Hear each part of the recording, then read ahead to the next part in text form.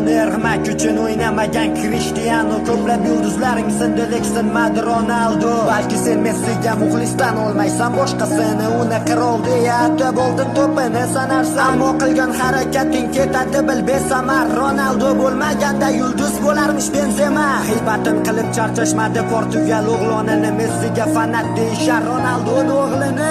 Har daqiqa har soniyada to'xtamadi, yugurishdan kibrga bo'lmadi do'st, nochorlarga berdi yordam. Ronaldoni yomon deding, kulganing rost ustidan. Unda nega yaxshiliklarini chiqardingiz?